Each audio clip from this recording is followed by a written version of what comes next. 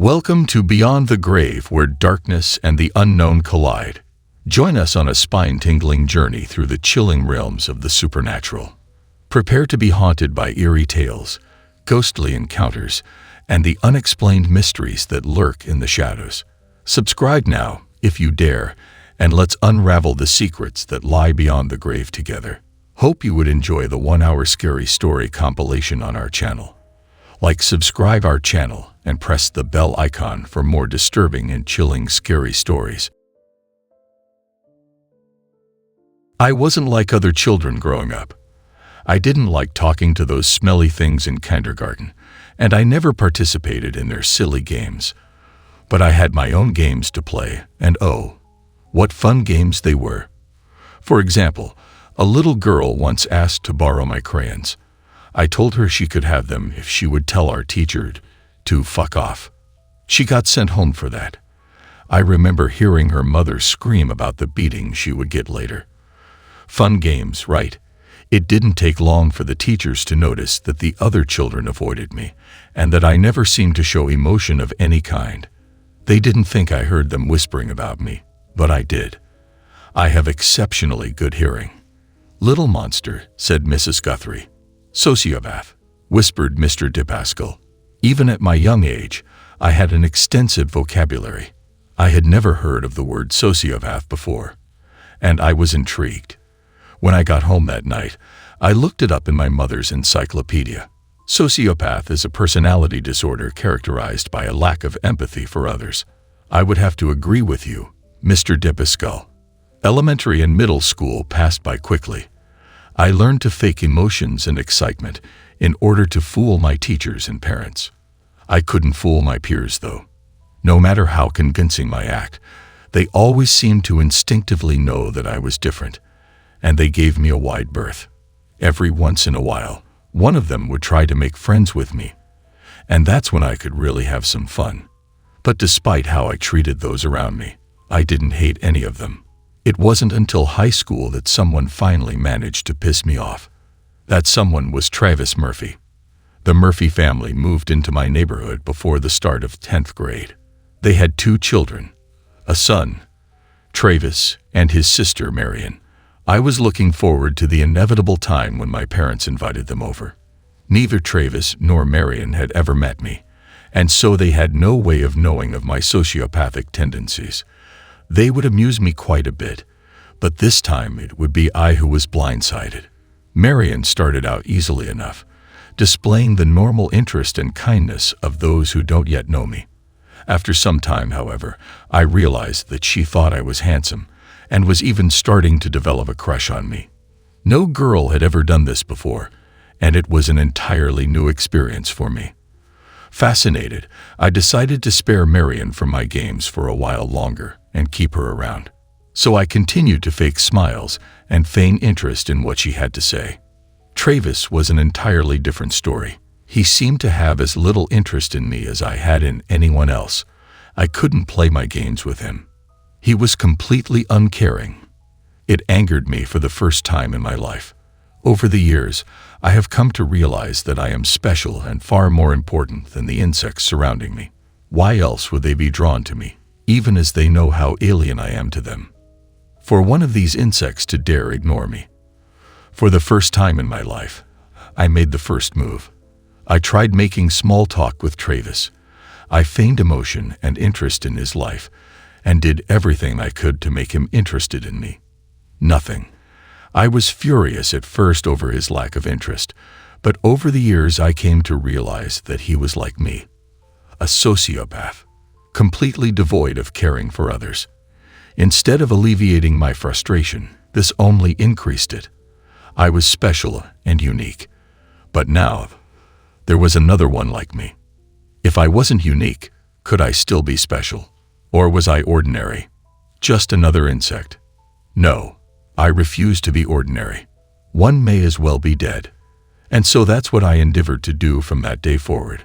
I would make Travis ordinary. I would kill him. Fueled by passion as I was, I waited. High school passed, and college started. Trifles. I learned new ways to express myself through sex with Marion. I learned the value of pain and how to make her beg for it. It was all very fascinating at first, but like everything else, it eventually lost its intrigue. My focus shifted away from Marion and back to Travis. I was fully ready to kill them, but cautious. I wasn't naive enough to think the insects would let me get away with it if they knew I murdered him, and I wanted to avoid prison at all costs. I feared nothing except boredom, and that is what prison is. Endless boredom. I couldn't act impulsively. I had to be calculating and crafty. As long as I was taking my time, I figured I might as well have some fun. My first chance to toy with my prey came during my second semester of college. Travis and his family were leaving for a week to visit a relative or some such bullshit, and they were leaving their dog behind. They paid a neighbor to check in on him 3 times a day, giving him food and taking him outside. I watched this for 2 days, learning what the schedule was before making a plan. The night before the Murphys returned, I crept into the house after the neighbor fed the dog for the last time. Marion had given me the security code to shut off the burglar alarm so I could sneak in for sex. Wearing gloves and a mask, I entered the house, unseen by the sleeping neighbors. The dog knew me by scent and didn't bark. He bounded to me, tail wagging and tongue hanging stupidly out of his mouth. I worked quickly, taking his head in my hands and crushing it, driving my thumbs deep into the eye sockets and feeling the dog's skull fracture in my palms. He let out only a quick whimper before falling silent forever. Good boy. I brought a homemade kit along with me, a scalpel and various other instruments stolen from the science lab.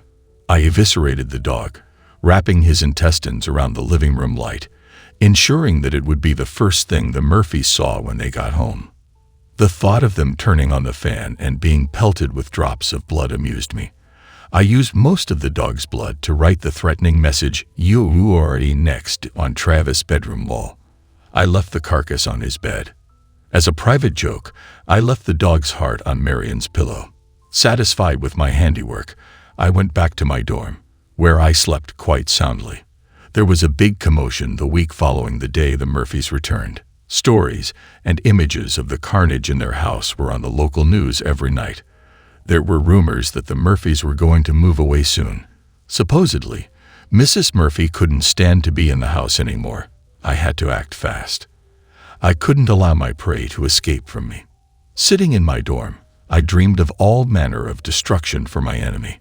There was a flash of light over my wall, headlights from outside. That was odd. It was almost midnight on Saturday. Nearly everyone was already gone. Curiosity overtaking me, I went to the window to see who would be coming to the dorm at this hour on a weekend, and was surprised, one of the few times I've ever truly been surprised, to see Travis' car sitting in the driveway. Fortune smiled at me. The building was nearly empty for the weekend, and now was the perfect time to strike. My prey was unsuspecting and alone. After killing him, I would take his body and deposit it somewhere else on campus. There was virtually no chance of getting caught. No one wants to stay on the weekends, and the electricity was shut off on campus for another 6 hours. There are no security cameras.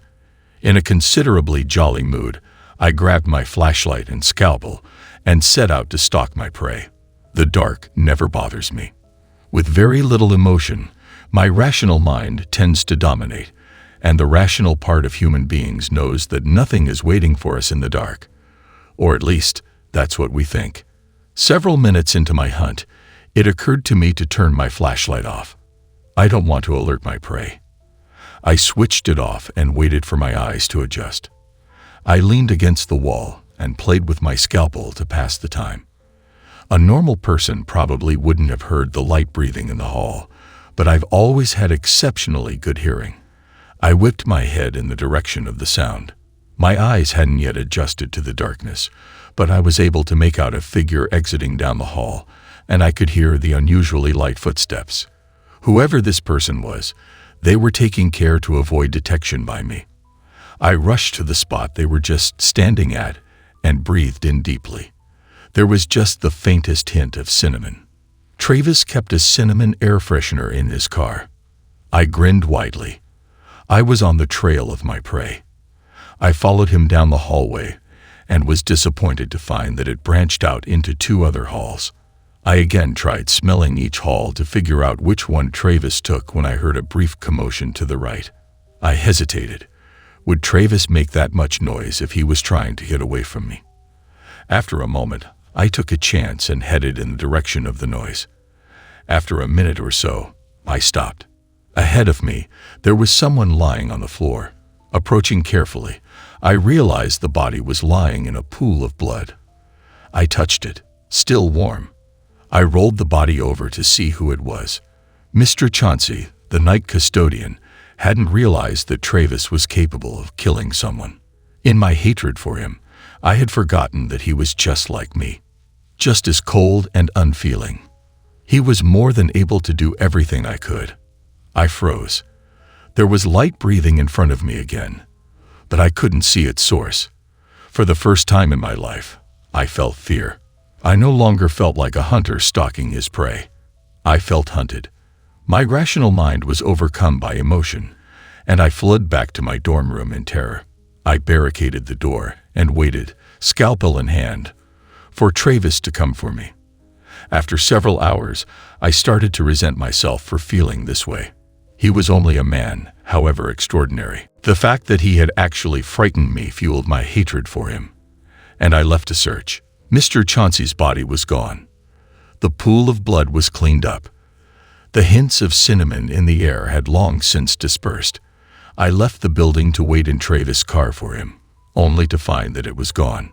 Fury taking hold of me, I started in the direction of his house. I clenched my scalpel tightly, relishing in the fantasies of what I was going to do to him. I should have been paying more attention because I never even heard him creep up and was too slow to avoid the baseball bat swinging through the air for me. It connected with my wrist, and I felt the bone snap. I dropped the scalpel and lunged for it with my good hand, but a boot kicked it away. Looking up, I saw Travis grinning down at me. He brought the bat down again and again. I thought he'd never stop, but he did. Lying there on the sidewalk, broken and bloody, I waited for death to come.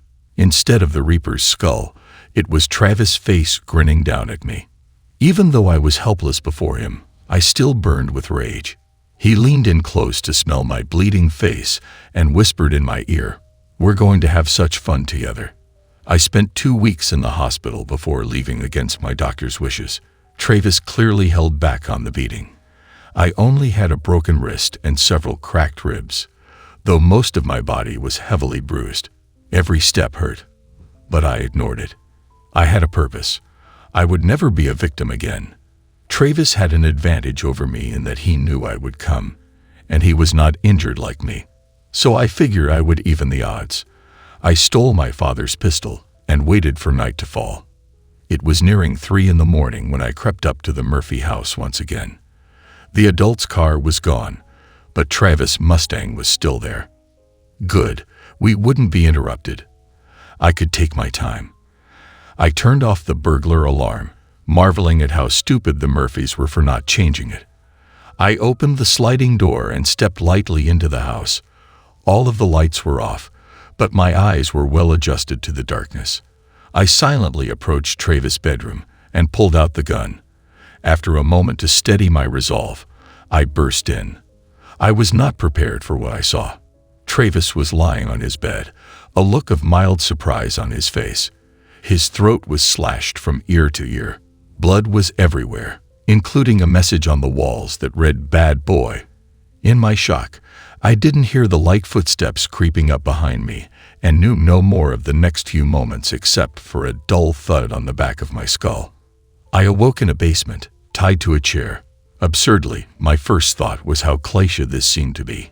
My eyes took a second to adjust, and I saw a naked figure standing in front of me.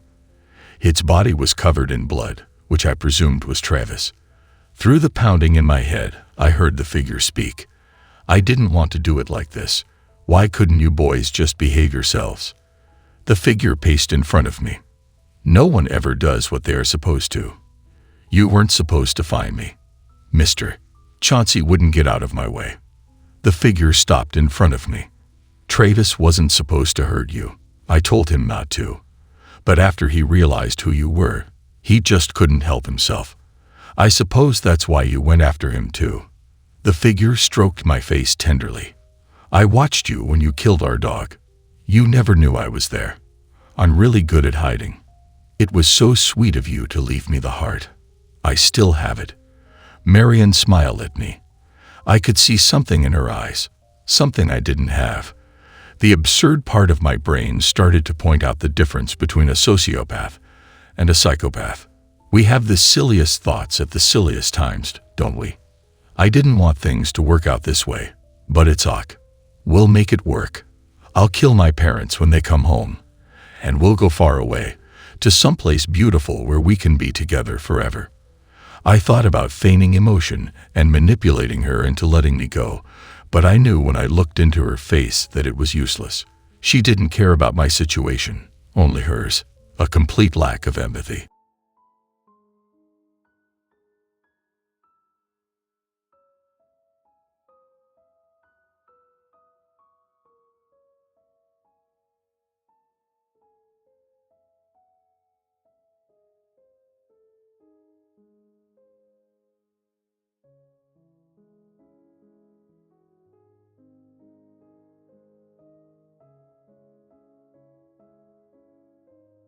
People look at me strangely when I tell them I have an 18-year-old son.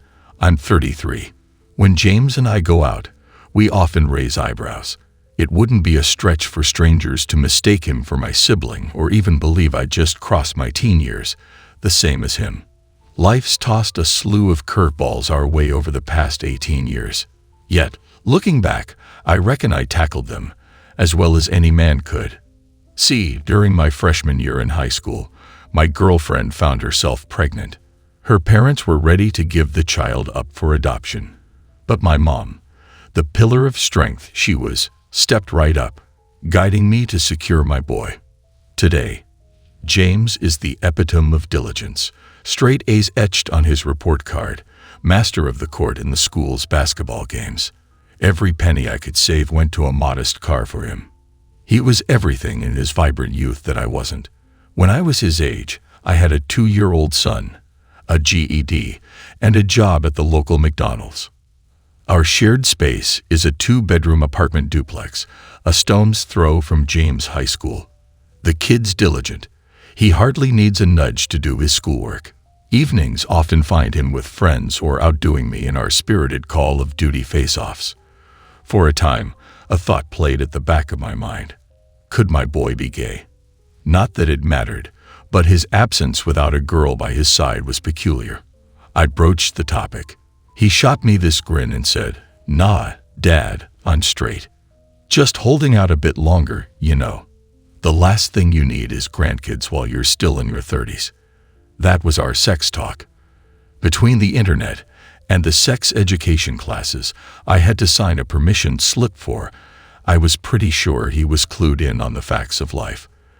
A while back, he informed me he'd be out late. "What's the occasion?" I inquired. A date was his reply.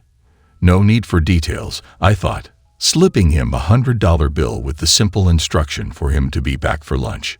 James was good to his word. After that, it became somewhat of a routine. He'd give me the heads up on Friday, and come Saturday, he'd be back, joystick in hand, playing video games before I could rub the sleep from my eyes. As for the women he was seeing, I hadn't had the pleasure of meeting any of them, but I reckoned he liked his privacy. Trust wasn't in short supply between us. James had always been level-headed, giving me no cause for suspicion. I'm more of a digital guy, getting my daily dose of headlines via Facebook and Twitter rather than the age-old TV news. But for some odd reason, I found myself sitting in front of my television at 5 in the afternoon and figured, why not see what the talking heads had to say? Regret settled in shortly after. The screen shifted from some product jingle to the solemn visage of the news anchor. The news. Later tonight, the newslady began, her tone grave. There's been a disturbing development. Several women from our town are missing. Authorities are piecing together whether there's a connection.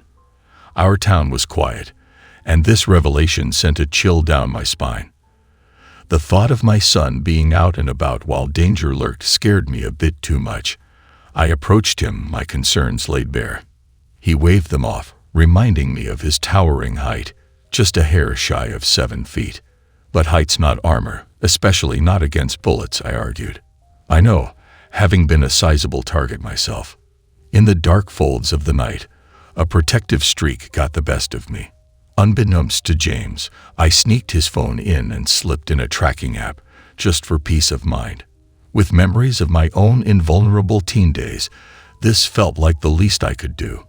Hidden and set, I returned the device, and my concern was quickly tucked away.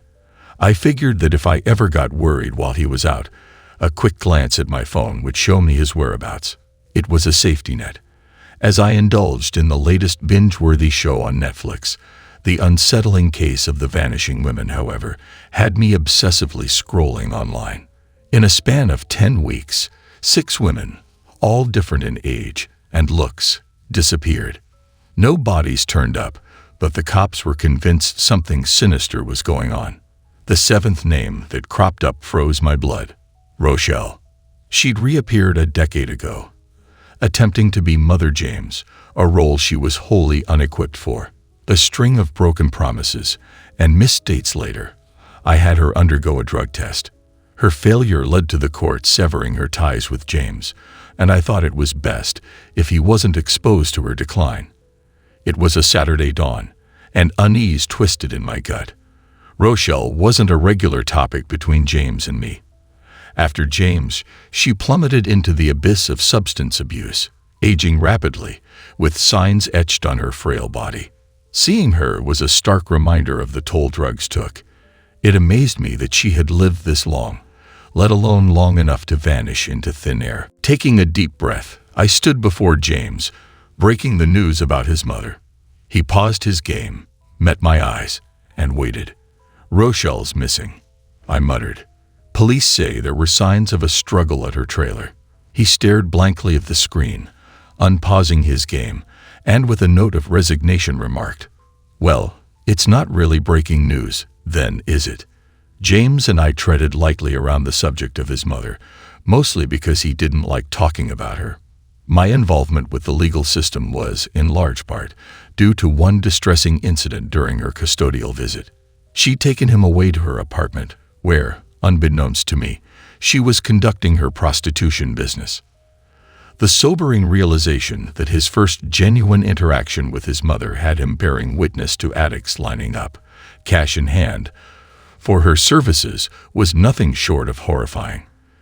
The day's ordeal ended with a man James referred to as Stephen dropping him back off at our doorstep. He'd spent hours outside, shivering in the cold, jacketless. I rushed home to find him, and all he'd say was that his mother didn't want to see him anymore. Out of all the awful outcomes that could have ensued, his experience, though deeply unsettling, seemed almost merciful in comparison to what could have happened. I immediately enrolled James in therapy. With time, the vibrancy returned to his eyes, and the therapist's sessions grew less and less frequent.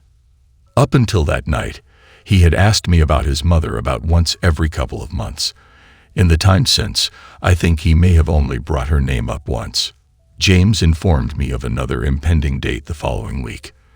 My unease took root that evening, compelling me to check the app. It showed him driving to a nondescript address, then to an isolated location, someplace in the middle of nowhere. The app's features had eluded my prior notice, and I was taken aback to discover that the app had tracked his every move. To my alarm, it revealed recurrent visits to that very desolate spot over the last month and a half. A chill ran down my spine when the app showed that my son went to Rochelle's trailer the very night she went missing. Skepticism clawed at me, but my heart, blinded by parental love, refused to entertain the bleak whispers of my mind. Were it any other child, I would have faced the glaring truth head-on. In a swirl of denial, I put my phone on the bed and drank whiskey until I passed out. I woke up with a heavy head the next day. I went into James' room and saw him playing Call of Duty. I took that time to entertain my curiosity and the need for clarity. I found myself behind the wheel and drove to that isolated location where James had been taking his dates. There's a part of me that wishes I'd remained ignorant. Man, I just wish I didn't go there. The GPS led my car down a gravel road, which soon went into a clearing. Trees, thick and tall on both sides of the road, were the only things I could see, but now a pond came into view. I parked, noticing faint remnants of a recent campfire. As I drew closer, its warmth still lingered. An involuntary sigh of relief escaped my lips. Perhaps this was just a clandestine romantic spot James had chanced upon, where he'd bring his dates. However, the tranquility of the scene was marred when my eyes landed on tracks leading to the pond, which looked as if something heavy had been dragged. A growing unease settled within me as I noticed splashes of blood on the grass. I waded into the water, and about 10 feet out, my worst fears were confirmed. I stepped on something hard. Reaching down, my fingers grasped a coarse chain tethered to a sodden, blanket-wrapped form. The cloth revealed a face distorted by water and decay, unmistakably Rochelle. Shock propelled me back to my car. I sped back home and found myself paralyzed in the driveway. My heart's frantic beats competed with the deluge of tears and a torrent of denials and theories to somehow make James seem innocent. The dark silhouette of James obstructed my peripheral vision. He was standing near my driver's side window, nearly causing me to jump out of my skin. Hesitantly, I got out of the car and was met with James wrapping his arms around me. His embrace was firm, warm, and grounding. "We'll get through this, Dad. Just tell me," he whispered. I walked into the house, and after putting on some dry clothes, I sank into an armchair across from James. The silence was loud, and tension was thick. Finally, as my eyes were fixed on the ground, I uttered, "I found your mother." He responded, "Oh." I didn't know what I expected him to say, but his response hit me hard. It wasn't surprise or even anger. It was that same flat effect he showed me on the rare occasions I caught him doing something he wasn't supposed to do. I looked right at him and said, "Please tell me you didn't do anything stupid, son." He looked off to the side and said, "Define stupid." I raised my voice a little. "God damn it, James, did you kill your mother?" He laughed and said, "That whore was dead a long time before I clocked her on the head and dragged her to my car. Any whore that would try to sell her son for dope has been dead for a long time." I couldn't speak. I had always wondered about that night, but James never talked about it. James continued, "You know, the asshole that gave me a ride home and told me never to go back to my mother. I guess it could have been a lot worse. But really, that was the day I snapped. I understood how meaningless life really was. Of course, I killed her. That whore deserves to die 6 times over." A chilling silence gripped the room as my son, with an unsettling calm, began a chilling confession, admitting to over 15 murders. I sat there, paralyzed, absorbing every graphic detail he recounted, a tapestry of horror no young man should have been capable of. Once the heavy words stopped pouring from his mouth, I was trapped in a daze. My flesh and blood had just laid bare his monstrous deeds, and my mind raced, trying to find a way to save him from the bleak future that awaited. I mustered up the courage to say, "James, we need to get you some help. This isn't a path you should tread." He was quick to interrupt, saying, "No therapist can fix me, Dad. Let's not kid ourselves. My 18th birthday is around the corner. Shortly, I'll be out of your life. Besides, I have my own plans." I just stared at him, grappling with the enigma he'd become. 17 years of raising him, and not once had I suspected this within him. Days blurred into one another. By the time his 18th birthday came, I'd quit my job, spiraling into a haze of alcohol, numbing the pain of the revelation. True to his word, the morning after his birthday, James vanished. A sliver of hope that maybe, just maybe, he'd find redemption was crushed when the police discovered his mother's corpse in the pond. My son was long gone. A postcard landed on my doorstep a while later. On the back was a picture of a sunlit beach. Flipping it over, a simple message read, "Hey Dad, just letting you know I'm fine." I left it by the door, returning to the solace of my bottle. There's a nagging thought urging me to go to the police.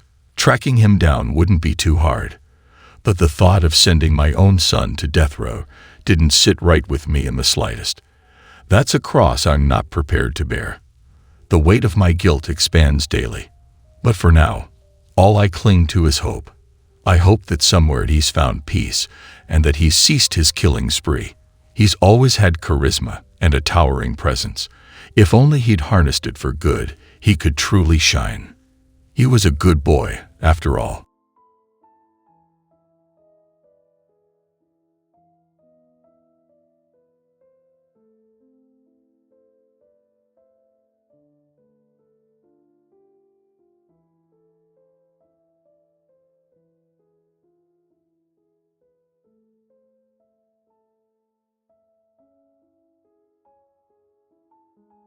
I remember the first time I witnessed that gruesome sight right in front of me. It had been all over the news for the past week, but until that moment, I was still unable to take any of the stories seriously. I guess that's what happens in a world where the media exaggerates every little story they encounter to pull in more dull-minded viewers. It first started in the icy wastelands of Russia. Back in 2012, hikers passing through on their travels discovered bodies half buried in the snow, their abdomens mutilated and the occasional limb removed, only to be found a few meters from the body. At first, these finds were put down to wild animals desperately searching for food in the lifeless tundra. They barely even made news on Russian broadcasting networks, and only the locals in the area, of which there are few in such a desolate place, really heard the stories. It's strange, now that I think about it. The attacks had been happening all through late December and simply went unreported until February, when things became more severe. Heck, maybe those doomsday lunatics were onto something after all, and no one noticed. As the days went on, after the initial attacks, panic in the Russian wilderness began to spread as more bodies were found in the wild, remains scattered in the snow, and yet an even larger number of people became reported as missing. It wasn't until mid-January that the first body was discovered in a public area. In a small rural town, sitting on the edge of the waste, two disfigured bodies were discovered by a few poor citizens on their way to work, their limbs scattered all over the streets. This was the first case that managed to work its way into mainstream media outlets. Everybody just dismissed it as a murder case, the sort that you hear about in foreign countries all the time. What kept my attention was something the autopsy reports discovered.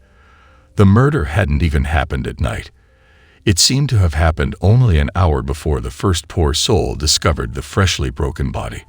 I mentally gagged at the thought of finding a body strewn across the floor, still bleeding. As the days went on, more and more reports came in of bodies being found in small villages across Russia, completely destroyed, and with no clue as to the cause. Just like in the original, all of them happened in broad daylight, but there were no witnesses to recall how they happened. It was February when the first big incident occurred.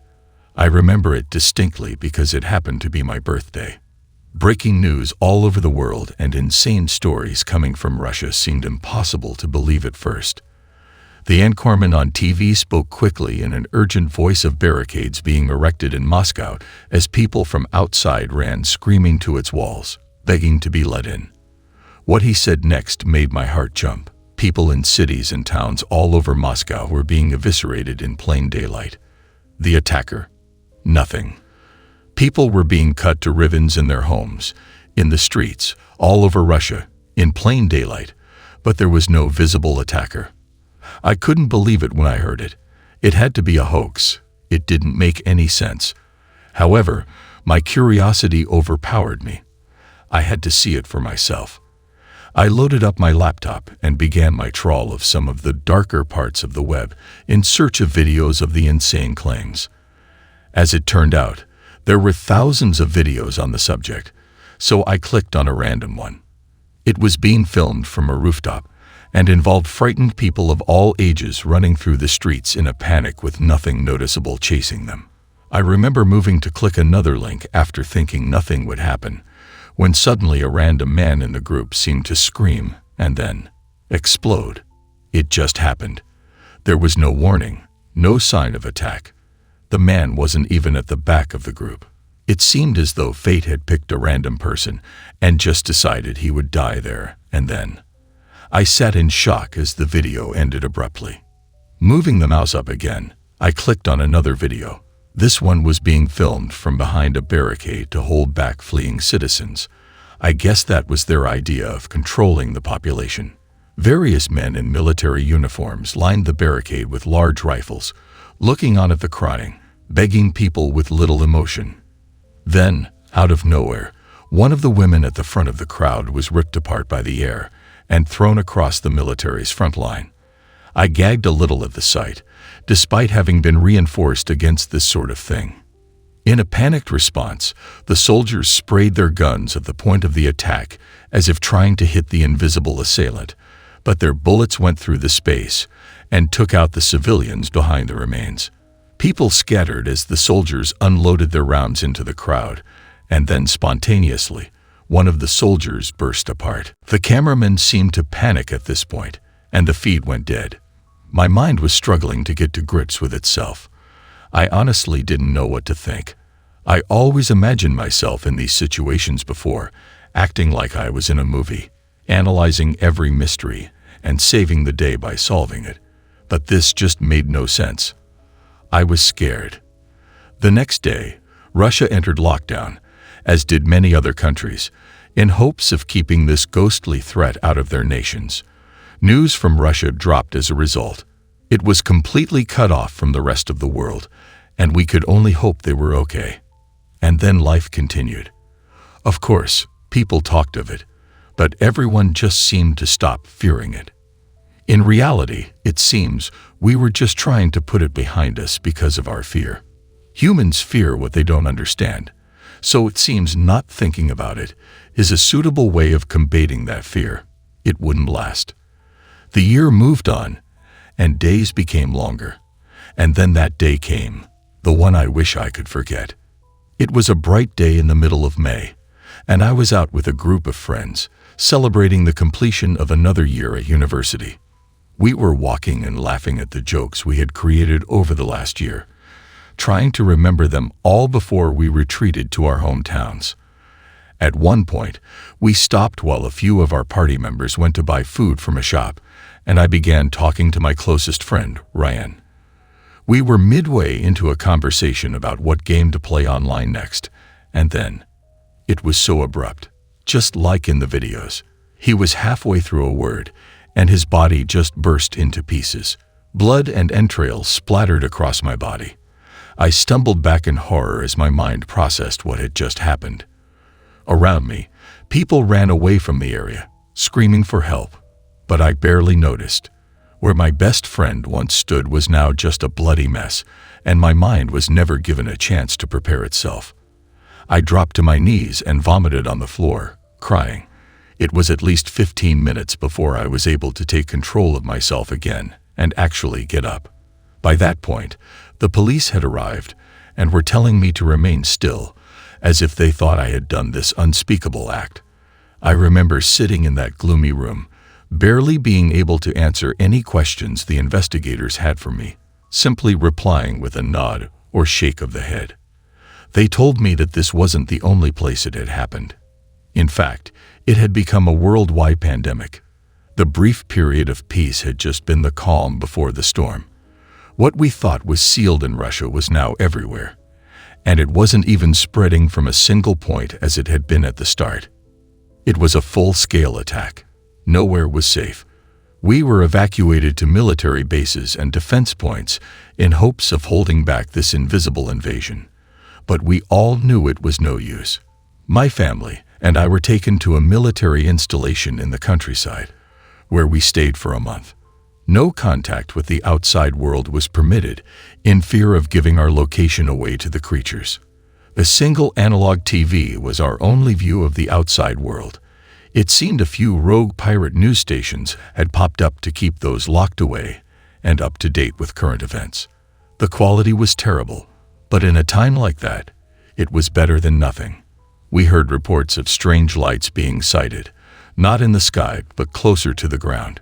We were told of countries falling one by one, their entire populations being wiped out.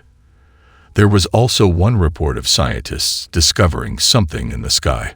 The report said that they couldn't see it, but whatever it was giving out a lot of energy. And it was big, the size of a small moon, in fact. Images of Russia came in from aerial photographs. Moscow was ablaze, towering buildings reduced to rubble, and in their remains shook large, shimmering waves of fire. The close-up of the streets showed roads bathed in red, with human remains dotted around in several areas. The video feed switched to another aerial clip of a gigantic crater. The host went on to describe the location as a former nuclear power plant that had entered a meltdown 2 months ago due to no one controlling it. At the end of the clip, the camera quickly moved upwards to focus on a second helicopter that was now spinning out of control. Against the window, flashes of that all too familiar red color could be seen as the video suddenly cut out. The last broadcast on that channel was the most disturbing.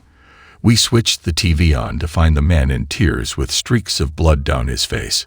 He looked extremely scared and spoke with a weak, trembling voice. "Oh God, they've come. The angels have come for me, Lord. They've taken everyone here, and now it's my turn. Judgment Day is here, loyal viewers. There's nothing left for me on this earth anymore. But for those who might be left, I think I know how to survive against them." He let out a loud, sharp laugh. "Just my luck, eh? To find out when it's too late. All you have to do is stay out of the..." His sentence was cut off by a scream as his body was ripped in two, right before our eyes. The channel didn't shut off, though. It's still there, in fact, but all you see now is the decaying corpse of an insane man, one of his eyes limply staring at you through the camera lens. Since then, there have been no more accessible channels.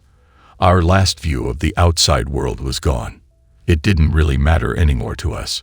We were a small group of people left among what must have been less than 1 million humans on Earth.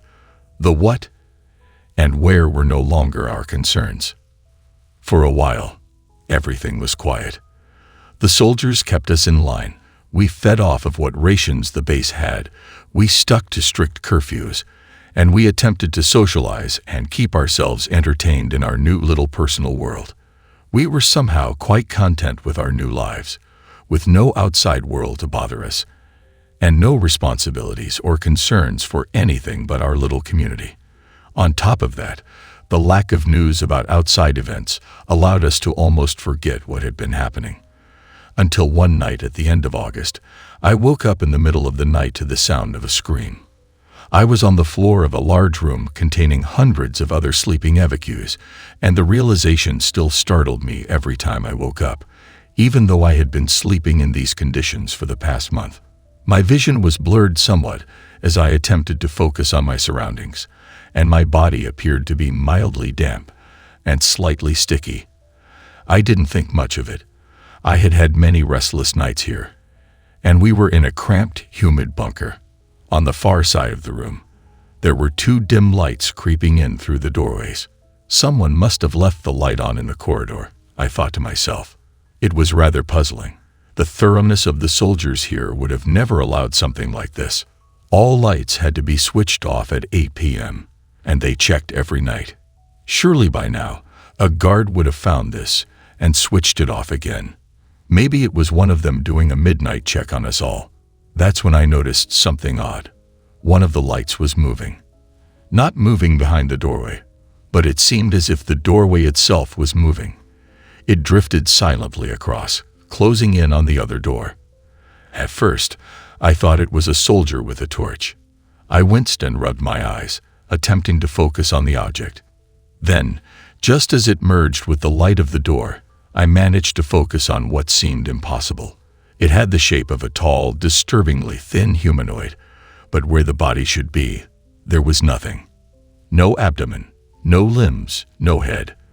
The outline of the mysterious being seemed to just drift across the wall in an area of light. The first thought that entered my mind was inverted shadow. I know it sounds crazy, but it was as if, instead of creating a shadowy outline in a lit room, something was creating a bright outline in a dark room. Unfortunately, this was the best view I could get of the entity, as it seemed to literally merge with the light from the doorway and disappear. My body was frozen at the sight, and out of fear, I chose to lay down and try to get to sleep again, hoping that whatever it was, it wouldn't notice me. It was another long, restless night. I woke up at 8 a.m., saw light peeping through the small slits in the top of the bunker, and kept the room bright enough to see wall to wall in the giant reinforced mass of cement. I wish I hadn't seen it, though. Blood covered the walls. Where once there had been sleeping bodies, now lay the remains of a silent massacre. What I thought had been my own sweat from the night before turned out to be the remains of my parents, who had once slept beside me. I screamed. Not a single person was spared that night. Well, save for myself. Walking through the base, it seemed these things had made short work of every human on site, and yet the gates still remained firmly shut, and guards posted on the watch points at their destroyed bodies hanging over the rails. It was quiet. I sat in the middle of that compound alone, sobbing to myself. I was alone in the world.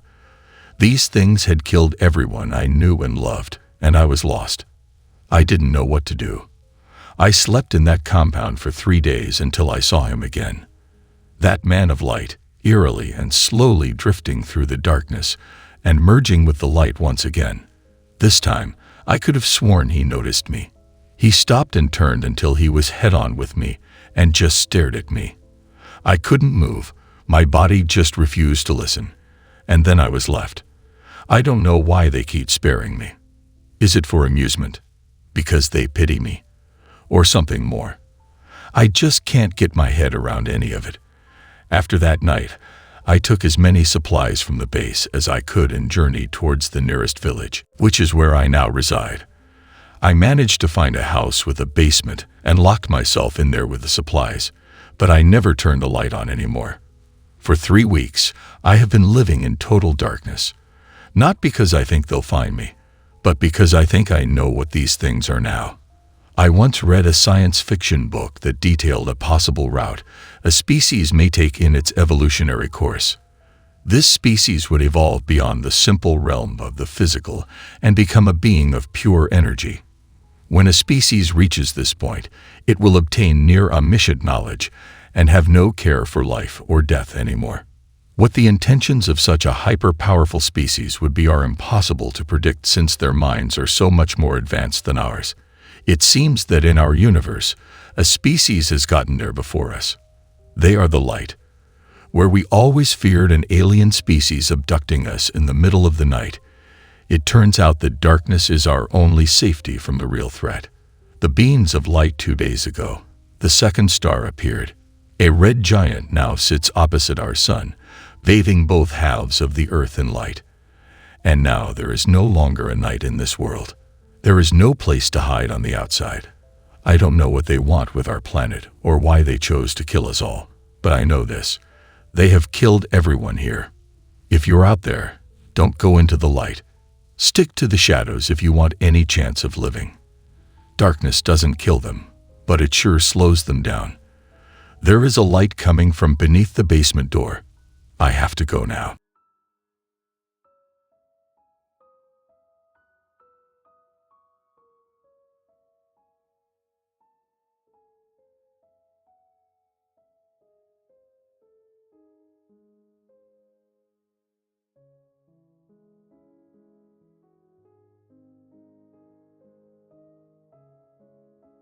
Hashtag.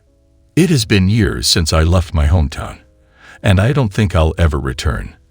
I do miss the timeless idyll of the country, the sultry, gently undulating hills, and the cool, quiet sanctuary of the woods.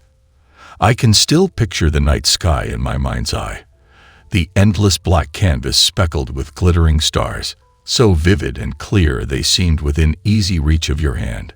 Even now, The remembrance of the lonesome, poignant howls that would sometimes emerge at night from within the darkened grove stirs within me a deep desire to return.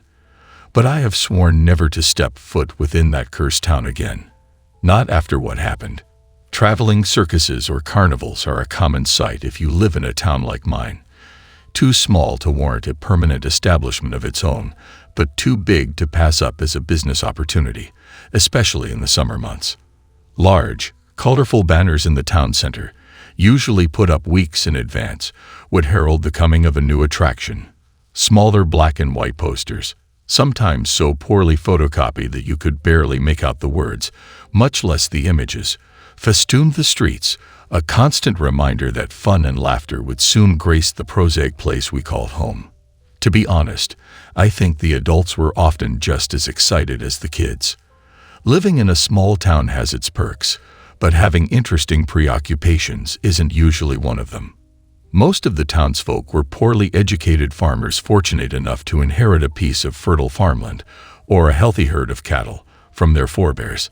Life was a constant drudgery of chores and backbreaking labor, with little in the way of entertainment. The television had only a handful of channels, assuming you had a TV set to begin with, and the one social event that happened with any regularity was church on Sunday. The pub enjoyed booming business, though, and so we all rubbed our hands in glee when one late spring morning we awoke to see workmen putting up a giant cloth banner that screamed, in crimson letters, "The Carnaval of Lights."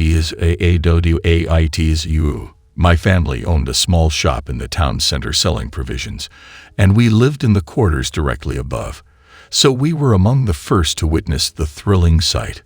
Word spread, and soon some of the workmen were accosted by eager teenagers wanting to find out more about the carnival.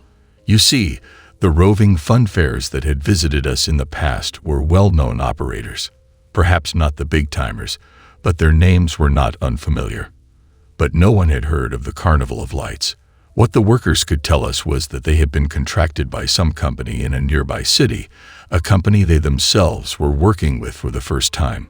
And no, they weren't told when exactly the carnival would be setting up in our town.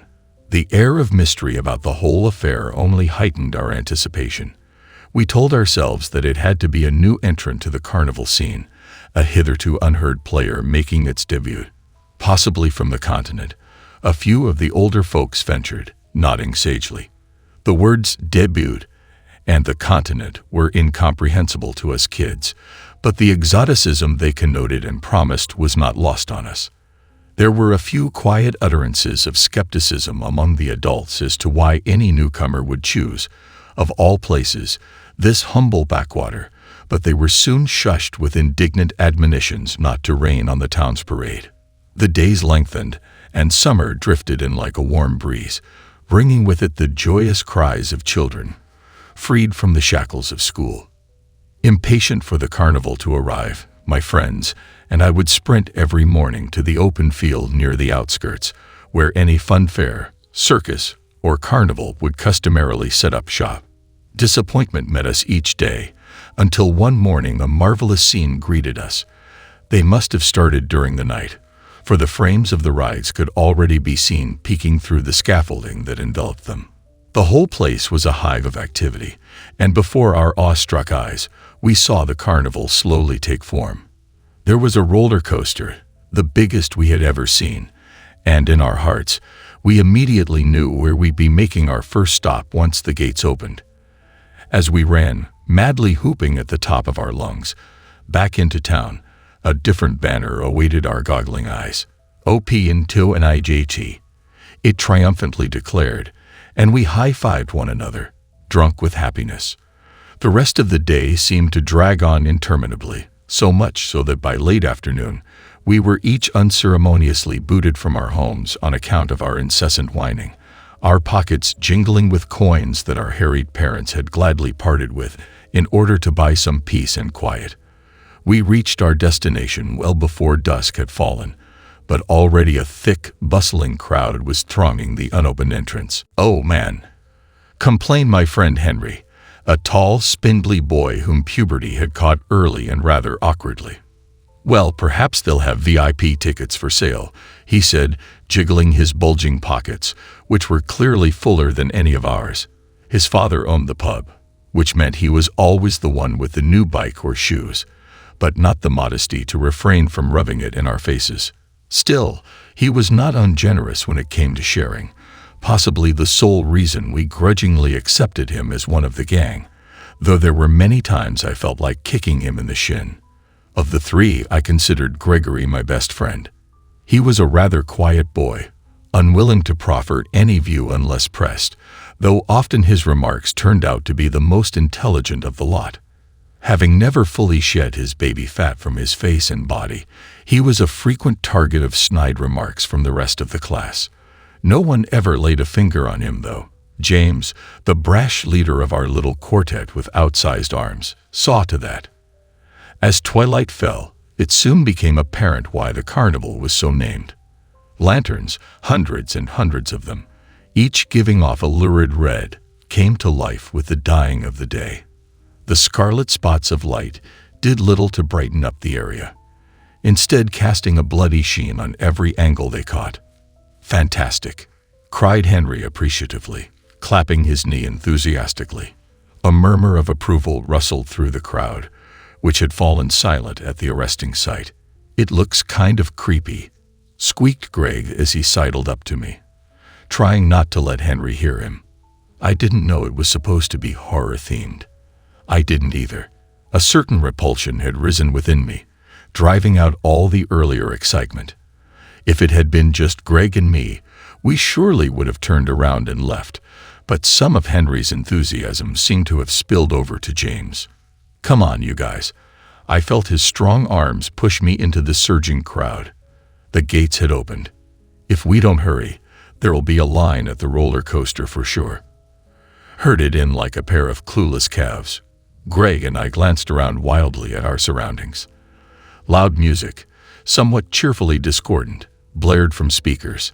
It was difficult to see where we were going, for the shadows clung stubbornly to every corner like cobwebs. It was a horror theme park, all right.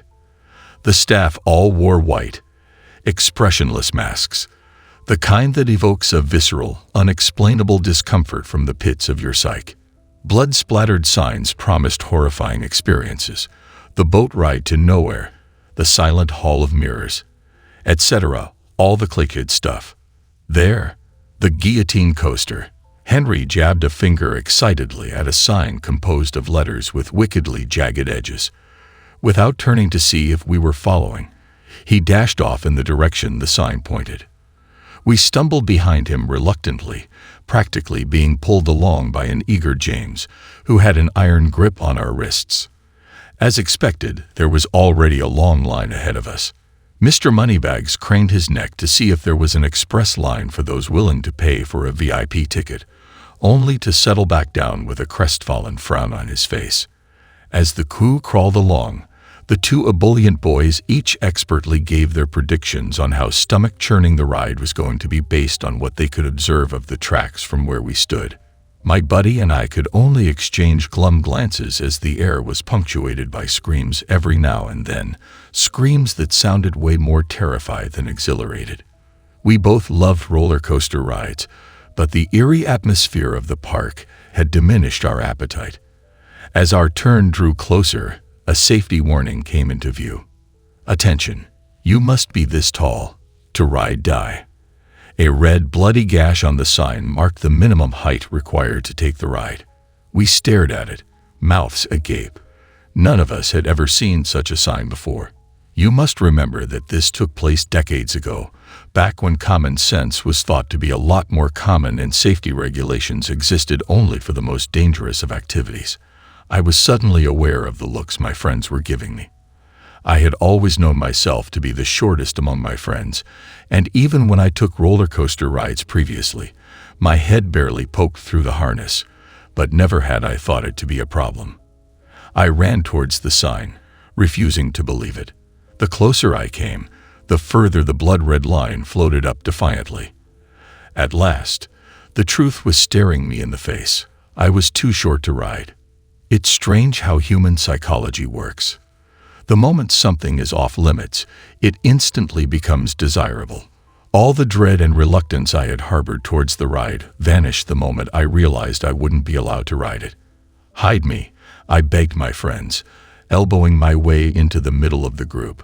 Greg stared at me in surprise. "You know, I can stay here with you if you don't want to wait alone." His plump face shone at me, hopefully. I shook my head vigorously. "No way. I'm coming along." Ignoring his obvious chagrin, I shuffled my feet to maintain my inconspicuous, or so I hoped, position between my friends as the crew hustled forward. The roller coaster was back, its seats empty. "What?" cried Henry in surprise. "Where are the passengers?" The employee of the turnstile turned towards us, his eyes looking oddly alive behind the stiff white mask. "You alight on the other side," he informed us gruffly, pointing to the further end of the ride, where the tracks disappeared ominously into a dark cavern. I wanted to kick the big mouth hard. He just had to draw attention to us. No, me. Keeping my head down and fingers crossed, I tried to scurry through the turnstile as unsuspiciously as possible. With my back foot nearly clearing the threshold, the hallelujahs were already on the tip of my tongue. "Hold it." I nearly jumped out of my skin as the behemoth of a voice struck my ears like a sledgehammer. Mr. Gruff White Mask had my shoulder in a painful vice-like grip. "You're too short to go on this ride, pal," he growled, sounding anything but pally. "Oh, come on, mister," I pleaded. "I've sat on other roller coasters before. I'll be okay. I tell you." I met his flinty gaze beseechingly, hoping his hard brown eyes would soften. Out. The verdict was announced, and the unsympathetic carnival-goers behind me began prodding me aside with sharp elbows, heedless of the gross injustice that had befallen me. Dejected, I looked on sadly as my friends scrambled for the best seats. Well, Henry and James did anyway. Greg wandered around like a lost child before reluctantly sitting down beside a fat, sweaty dude who was alone. As the machinery hummed and creaked and the cars began to inch forward, he threw me a look of desolation, tinged with fear, as if he were a ghost fresh on his way to Hades. As it turned out, that was the last time I ever saw them alive. The roller coaster disappeared with a loud whoosh, and remembering what the turnstile employee had said about the ride ending on the other side, I left the boarding platform and trudged alongside the tracks across the grassy field. Strident screaming followed by the low rumble of wheels on tracks would greet my ears every time before the screeching train of terror and its captive passengers hurtled past me for yet another round. Torn between relief and petulant anger at being left out, I kicked up divots of dirt as I made my way towards the gaping cavern at the far end. Something about the large, maw-like opening stirred up a deep sense of unease within me, though, especially the way it seemed to swallow up the screaming humans each time they plummeted helplessly into its inky void. Nearing my destination, I stopped to observe the roller coaster looming towards me, seemingly slowing as it began to make that steep ascent that preceded the plunge into the waiting jaws of the man-made grotto. The hullabaloo had somewhat subsided, no doubt because the hoarse throats on board were taking a much-needed rest. I gasped. As the first car crested the peak, the hollow of the cavern came alive with a red, hungry glow. The riders must have seen it too, for the hollering, almost appreciative, returned in a sharp crescendo. I felt a desperate, despairing horror grip my heart. Something felt distinctly wrong. Without knowing why, I started sprinting. The train, nearing full throttle by now, was streaking further and further away. That was when I heard it. The screams turned up several pitches, now possessing a tenor of genuine fear. Silence. A deep, empty silence. My lungs nearly bursting, I raced into the cave, which was still awash in that eerie red glow I will never forget for as long as I live. Bedazzled by my sudden dive into the light, I squinted around in confusion. The passengers were sitting stock still in their seats, mute and frozen. The ground was strewn with balloons, or so I thought. What a weird way to end the ride, was the only thought my dazed mind could sputter out. A sudden movement behind the stationary roller coaster caught my eye. A plank of some sort was being lifted up towards the roof. I rubbed my eyes, urging the stars in my eyes to go away. No, not a plank, far thinner and sharper. As my eyes slowly adjusted to the light, a sickening realization ripped through my shuddering body. It was a monstrous 3-yard-long blade that had passed through each sobbing, throbbing throat like a hot knife through butter. I turned and ran, and ran. All sense had been shot clean from my head, leaving only a primal fear that powered my legs beyond endurance and consciousness. One moment I was dashing blindly through the darkness, and the very next I was up like a light. They had assumed I was dead, one of the many to have been senselessly slaughtered in the accursed carnival, until they found me in the bordering woods. I was told it was the work of some demented cult, seeking to sacrifice as many as they could before they did themselves in. I never got around to hearing the details, though, mainly because my mouth would widen into a scream any time someone spoke of it. It's been years and years since, and I've been through countless therapists, to little effect. Even now, I hardly make it through a night without recalling the blood-red scene in the cavern, and worst of all, the abominable sign that had, ironically, saved my life.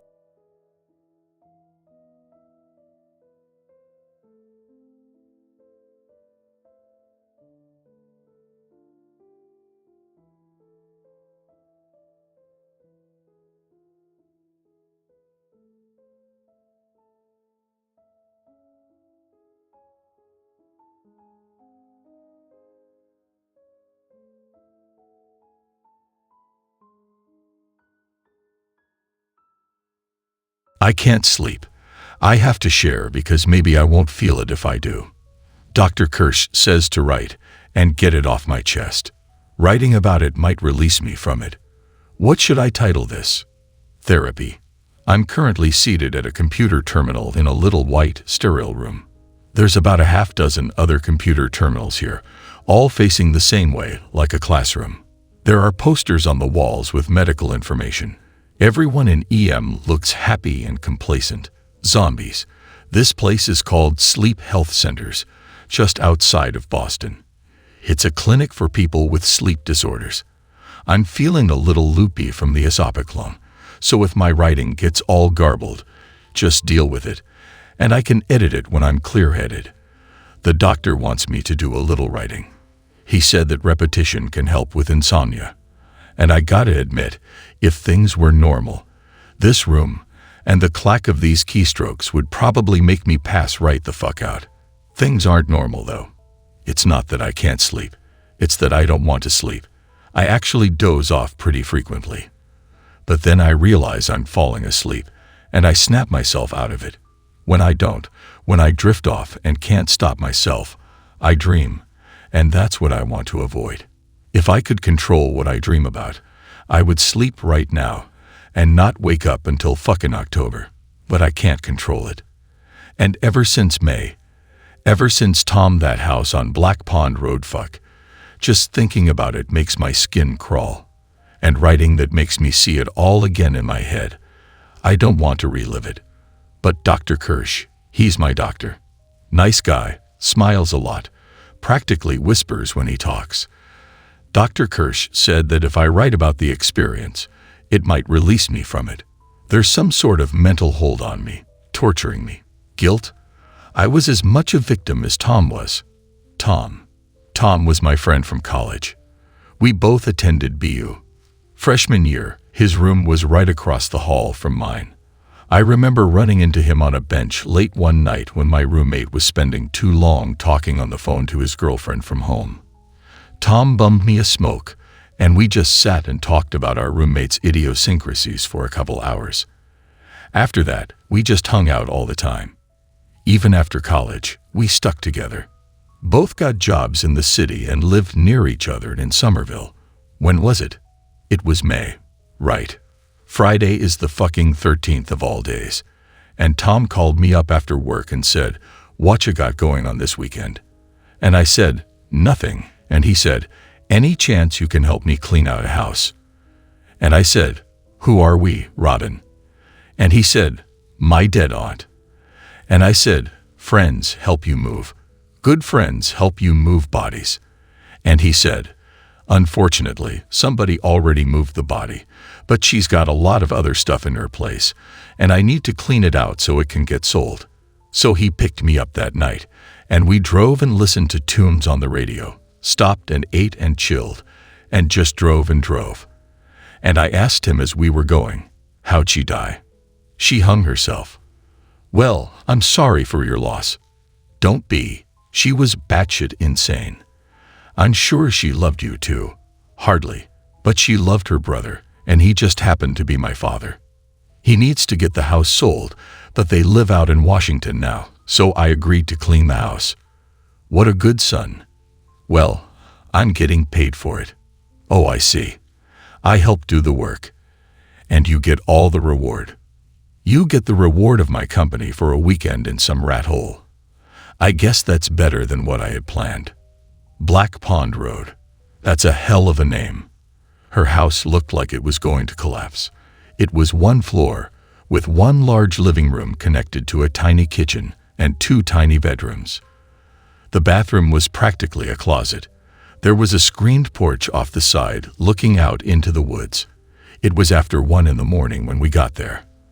I remember suggesting we sleep in the car just in case the house collapsed. Tom pulled out a flashlight, and we gathered our bedrolls and backpacks and went inside. The floor moved. It was dark, but when Tom shone his light in, I swore it looked for a moment like the floor had moved. Fuck that floor. It was the kitchen. Greasy, stained white tiles, everything in that room was greasy and stained. Even the windows. They were so gross. The reflected light from Tom's flashlight came back like a mustardy puke yellow. Was it clicking? Tapping? I can't describe it, but the feeling when we walked in was like a couple crashers walking into a chatty party and everyone stopping what they were saying and looking at us. Almost the faintest echo of a final sound, like 100 fingernails tapping on a tabletop, and then quiet. "Did you hear that?" I asked. "No. We should have slept in the car." My room was like a prison cell attached to the living room. Tom's room was only accessible from the screened porch. I took a look and told him we should switch. "If I'm not getting paid, at least give me the nicer room." "You don't want this room. This is the room she hung herself in." We just stood there for a bit. The only thing missing from my room are bars on the window. That's so you can escape when her ghost comes for us. A ghost wouldn't be caught dead here. I went and unrolled my sleeping bag on the tiny bed in my room, then climbed in and lay there in the dark. After a while of everything being quiet, I started hearing this sound. It was like chittering and buzzing. Fucking mosquitoes, that's what I thought. I pulled the sleeping bag over my head and tucked it under me to keep anything out. God, if I hadn't been so tired. Something bit me on the web of skin between my fingers. I woke up and was instantly in pain all over my legs, like 100 needle pricks. And my feet felt like I was standing in the sand at the beach, with the water coming in and the mud squishing between my toes. I jerked out of the sleeping bag and fell to the floor. I hurt my chin on something. I don't know what. I got up, yelling and checking my hand. There was a tiny red dot of a bug bite between my index and middle fingers. And then I looked at my legs, and they were dotted like a bad case of chicken pox. Hundreds of little bite marks, and I looked at my sleeping bag and bugs just skittering out of the bag, like it was a stream of them crawling over each other. Earwigs. Hundreds of earwigs were slithering out of the bag I'd been sleeping in, and house centipedes were with them, wiggling along. This is just a tide of glistening bodies crawling out of the bag with me. I felt like I was going to puke, and I ran from the room, slamming the door shut. It was morning. I went out through the porch and into Tom's room and shook him until he made a sound. "Get out. You gotta get out of your bag." "Dude, what time is it?" "It's morning time, and you need to get out of the fucking sleeping bag, dude." My bag was full of bugs. I'm covered in fucking bug bites. Get the fuck out of the fucking fuck bag. My stomach hurts. Just give me a second. He didn't have any bugs in his fucking bag. I almost hated him for it. But then he complained again about his stomach hurting and pulled up his shirt, and I saw these swollen marks all along the waistline of his pants. What the fuck, dude? We're not sleeping in this fucking house, man. Look at my legs. My bites weren't swollen, but they itched so bad. I wasn't taking my bedroll home. No way in hell was I keeping it after seeing all those bugs crawl out of it. Burn it. Burn the whole house. Burn it, that's my dream. When I fall asleep, I'm back in that fucking bag, only I can't get out, and the earwigs and the centipedes are covering my feet and my legs, and crawling up into my underwear and all over my chest, and then they're on my neck, on my arms, in my ears, and wiggling toward my nose, and I can't scream because they'll be in my mouth, and no matter how much I thrash, the bag won't open, and they just keep crawling back over me. I can't dream of that anymore. I spent a week telling myself it was just a dream. But I know they did crawl over me. They had to have been all over me as they slithered into the warm, dark comfort of my bag. Maybe I wouldn't dream it if Tom hadn't. I'm getting off track. We didn't find any bugs in Tom's room. He gave me his car keys, and I went into town and bought some cortisone for him to put on the bites. When I got back, Tom was outside. He had his flashlight and was looking under the porch. Come here. So I went. I looked under the porch at what he was pointing at. The porch was raised on these concrete blocks because of the tilt of the ground, and we could see all the way under the house. On the far side, there was this gray shit. It looked like crusted, packed mud. That's a hive. Tom said. I remember it feeling like I just hit the peak on a roller coaster, and now the world was flying down at me. It's huge. There's no way I can do the enormity of this thing justice. It was spread across the underside of the house, from the edge of the base on deep into the darkness. Nothing was moving on it, but I looked at it for a long time, and I could see the little passage holes in it, hundreds of holes. We're leaving. No shit. We were leaving. I wanted to be home already. I waited while Tom used the cream I'd bought on his bites, which I knew now were stings. It was unnatural. I swear, the aggressiveness of the insect life in that house. I ended up driving us back. Tom got awful cramps. Awful cramps. He eventually had to lie down in the backseat, doubled over in pain. I pulled over at a rest stop and made him let me check the spots out, but the swelling had gone down. He had these stabbing pains in his gut, though. I told him we needed to take him to a doctor. I wanted to see one myself. Fucking bites all over my legs. You gotta tell your parents to burn that fucking house to the ground. Believe me, I will. I went and had the bites checked on Sunday. I was fine. I had my first nightmare that night. Back in that bag, being consumed by earwigs and centipedes. I called Tom to see if he had been checked, but he didn't answer. I called him again on Monday. When I talked to him, he sounded distant. He was thinking about something else. I asked if he'd told his folks about the house, and he said he hadn't.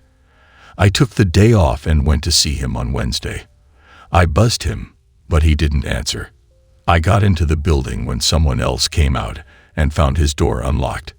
He was sitting on his couch, staring at the far wall. He looked gray. His skin wasn't pale, rotting, or anything, but he did not look healthy. He hadn't cleaned up in a couple days. The place stunk. He just sat there. Tom, we gotta get you to a doctor, dude. I'm fine now, thanks. He still sounded distant. I don't think he even saw me. You're not fine, dude. This isn't fine. I'm getting you some clothes, and we're going to the hospital. Oh God, I let him out of my sight. This is my fault. I'm so sorry, Tom. When I came back, he was gone. His door was open. I went outside and looked for him, but he wasn't anywhere. I waited for hours on the steps to his building. Finally, I went home. I went back after work on Thursday, but his door was shut and locked. I buzzed him, but got no answer. I called his cell and was directed straight to voicemail. I didn't know what to do. I was struggling to think. I'd been having the nightmare for days and had started refusing to sleep. I couldn't think straight. I should have called the police, but when I got home, I fell asleep on the couch and dreamed of being trapped in the bag again. I swear, when I woke up, it felt like the bites on my legs had returned. Friday. It was a week after that awful day. I was a zombie the whole day. My supervisor told me to go home. I was so tired that I missed the stop for Davis Square and found myself wandering out of Alewife, not even thinking about where I was going. The walk helped me think, though, and when I got home, I called Tom's folks. I told them Tom was sick, and I was worried about him. He did sound odd when he called last night. He called you? Did he tell you about the house? Well, I assume that was a joke. No, sir. You need to have that place raised. Raised? No, he didn't say anything about that. He joked about going to live there. I honestly don't think that was Tom. I don't think he was in control at that point, and whatever was in control intended to take him back to the house to live there. Poor Tom. Poor Tom. I went back to his place that afternoon and got in again. His door was unlocked, but he wasn't there. He had left a note on his fridge. You could tell he was fucked up. It was so hard to read. It said, "I can feel them moving. Inside me, I can't stop it. I don't want Togo by." My friend Tom shot himself that weekend. They found his body in Cambridge with a self-inflicted gunshot wound to the head. Just a body in an alley with a hole in its head. I didn't even know he owned a gun. The police didn't suspect foul play, but they did an autopsy because he looked like he'd been on drugs. When I called his folks to give them my condolences, I asked them if they'd found drugs. They told me that the coroner had found dozens of large wasp larvae living inside him. Oh God, they had been feeding on him from the inside, burrowing through his body. I told his parents to get that house burned to the ground. I wanted to add that they should piss on the ashes. I wanted to piss on the ashes. I don't know what they did about it. It may still be there, buzzing with life. The floor moved. The house took Tom's life. The bugs. And I can't sleep. I'm trapped in a bag, and they're getting into my mouth, my nose, and my ears. They're moving across my skin, consuming me. I don't feel better. I just want to forget. How do I post this thing? I can't stand this room anymore. Credit: William Delphin. Facebook, Twitter, Reddit, Amazon. Check out William Delphin's critically acclaimed, fully illustrated collection of short scary stories. Don't Look Away. 35 terrifying tales from the darkest corners, now available on Amazon.com. From veteran short horror author William Delphin comes Don't Look Away, a chilling compendium of 35 hair-raising, hand-picked tales, illustrated by Emily Holt. Each of the dozens of stories in Delphin's frightening debut collection is bound to tingle your spine and leave you looking over your shoulder. If you enjoy a good shudder, Delphin's terrifying tome will satisfy your craving for the macabre. But be prepared. Lock your doors, check your windows, and whatever you do, don't look away.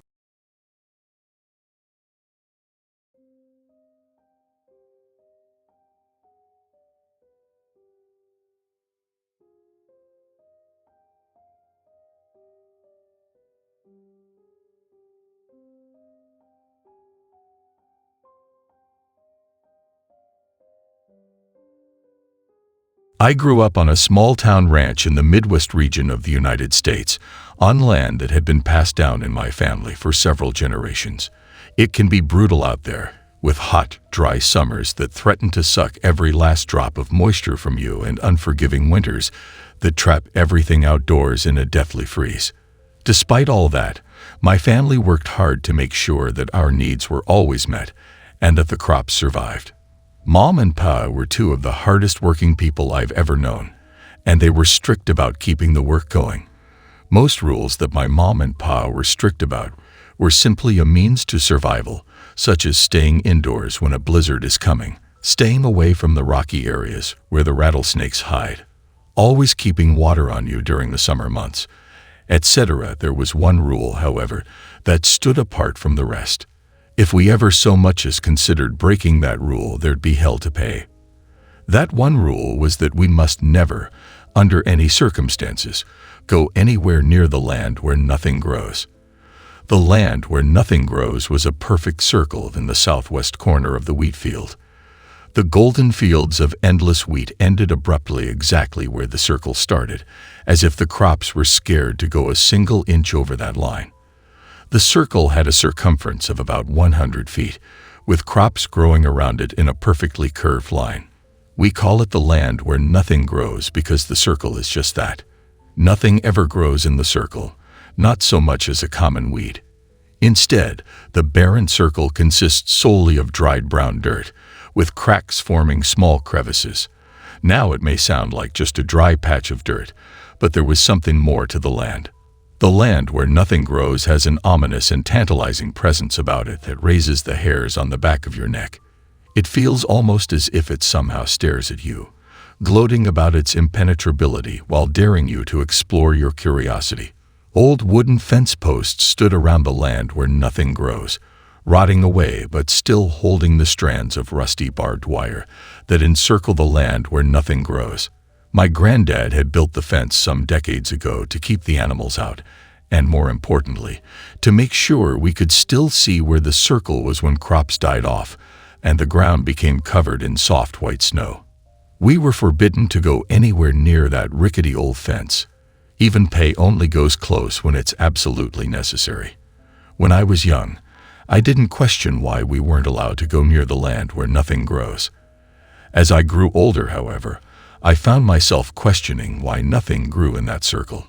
I still remember the day I gave in and approached the land where nothing grows. I was 12 years old and had taken on a lot more responsibility for the farm chores than I had in previous years. I could feel a pit somewhere deep in my stomach as I approached, but I swallowed my fear to satisfy the increasing nag in my mind to understand the circle. I needed answers to questions I couldn't quite formulate, and something told me that the land where nothing grows could tell me those answers. As I approached, everything else around me seemed to fade. The sound of the breeze fidgeting with the wheat was no longer audible, and complete silence fell around me.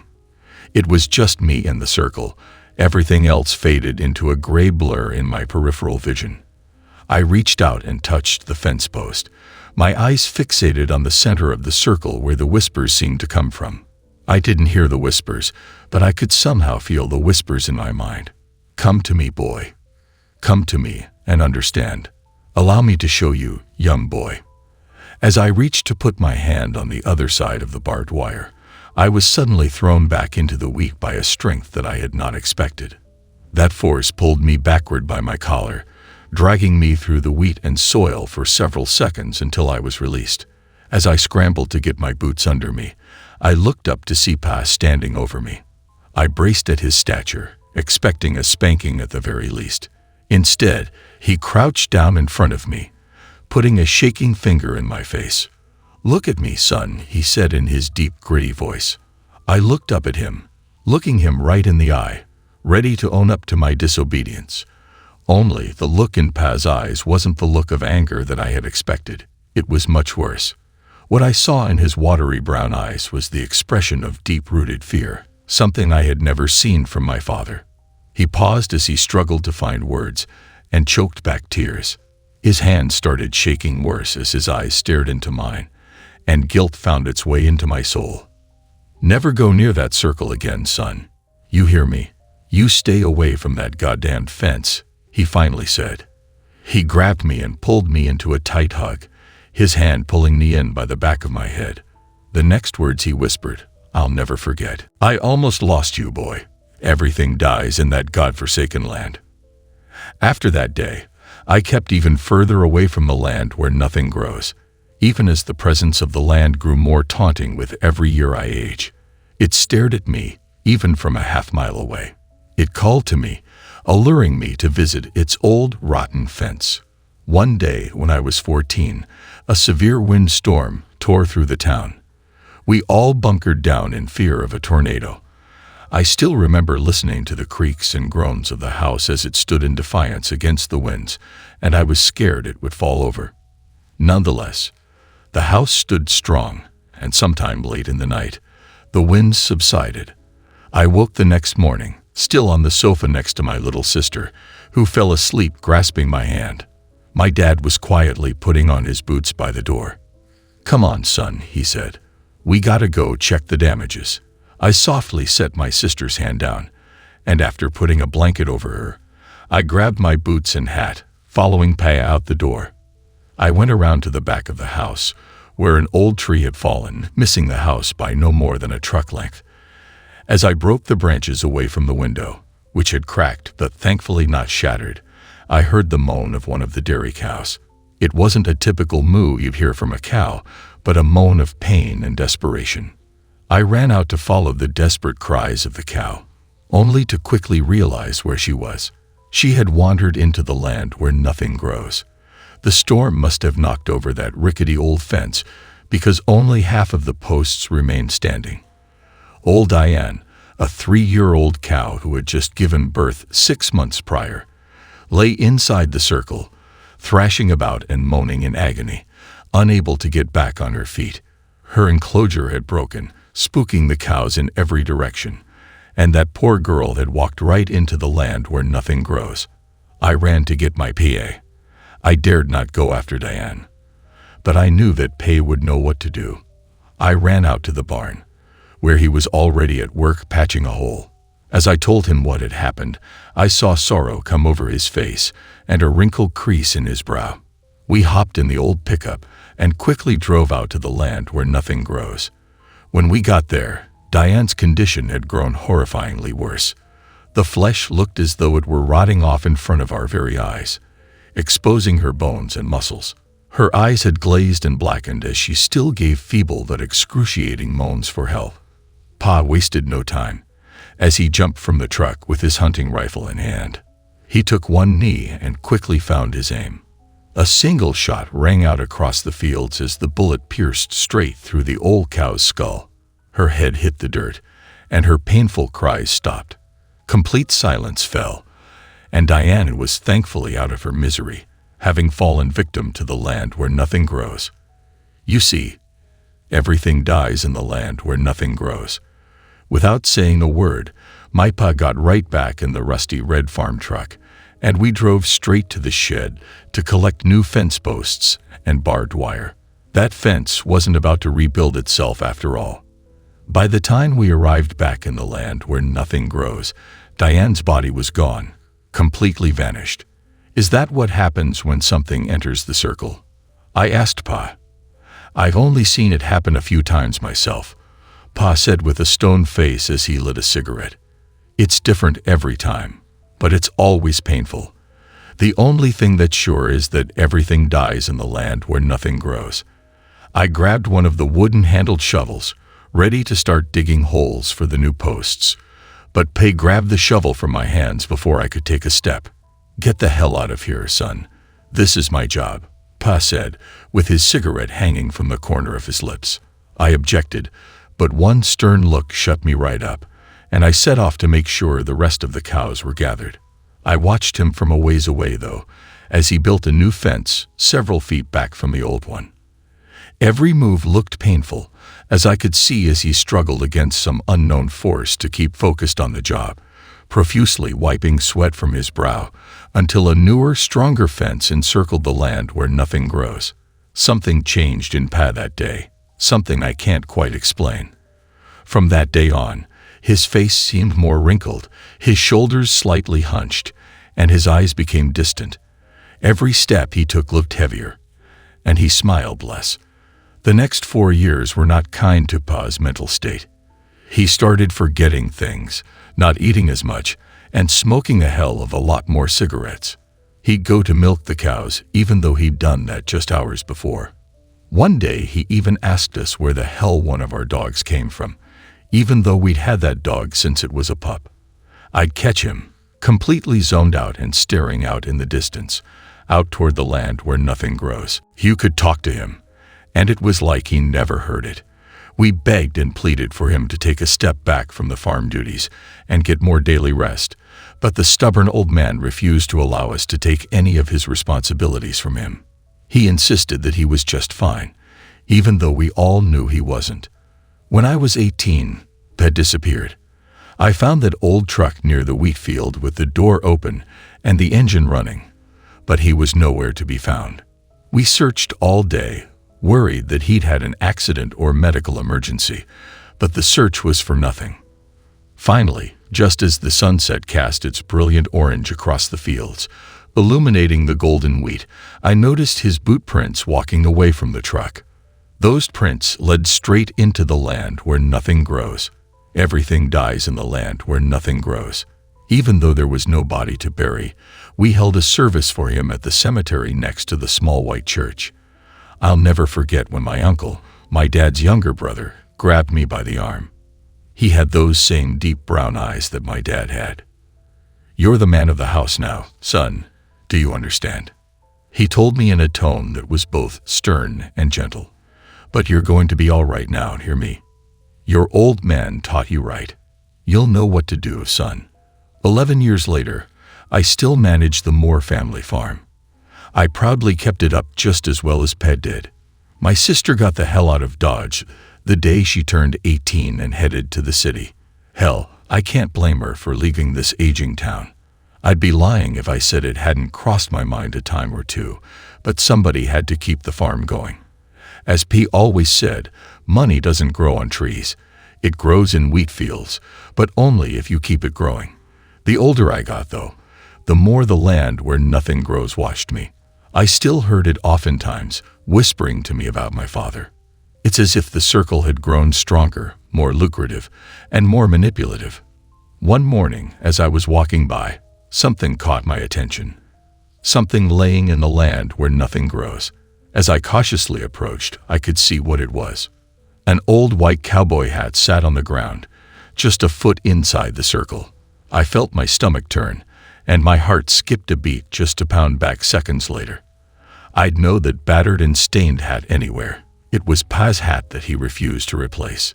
He always said that the hat was part of him. I trembled to see his old hat out there in the land where nothing grows. I knew I shouldn't, but I had to go get that hat. As I dove between the barbed wires, I could hear Pa's voice in those quiet whispers. "Come on over here and give your old man a hand, huh?" I got to the edge of the circle as the silence fell, and my peripherals blurred. "You make me proud, son." "Pa, that you?" I asked. I know it's irrational, but at that moment I thought that retrieving that old hat would somehow bring my Pa back to me. I reached out, and the second I touched that hat, darkness encompassed everything around me. Shadows danced in the circle as agonizing screams pierced my ears, and incredible pain surged through every inch of my insides, as if my heart were being ripped from my chest. That's when I heard him. "Pa." His muffled yells reached me through the relentless screams penetrating my ears. "Getd, hell out here, says Onan. Run, boy." I came to my senses, and with every ounce of strength I could muster, I yanked on that hat and ripped myself free from the powerful clutch of the circle. The screams stopped, and daylight returned. I did exactly what Pace said and ran away from that godforsaken circle. I didn't stop until I reached the house, when finally I collapsed onto Pa's old recliner, still clutching that battered hat. After all these years, I finally lost control over my emotions and let 11 years' worth of bottled-up tears pour out. After what seemed like hours, I finally pulled myself together and headed up the stairs to take a shower.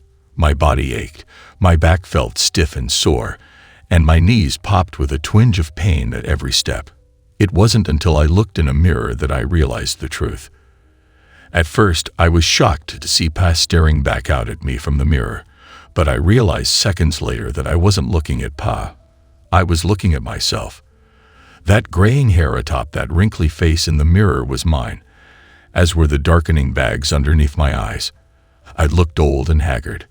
I don't know how long my hand was inside that circle or what exactly it did to me, but I must have aged 20 years in those seconds inside the land where nothing grows. I'm still doing what I can on the farm, but I can feel my mind slipping the same way Paz did. I find myself zoning out into nothingness, my thoughts stuck on the land where nothing grows. By the time I come to my senses, my coffee has gone cold. The land where nothing grows whispers to me, promising me peace, rest, and relief from my painful body and slipping mind. Most importantly, it promises that I can see Pa again. Now I know that the whispers are lies, but every day they get just a little louder, a little more persistent, and I often find myself confused and believing the whispers, even whispering back. When I'm gone, I'm not sure what will come of this land. But if you ever find yourself on the edge of a circle of land where nothing grows, you'd best run and never look back. You see, everything dies in the land where nothing grows.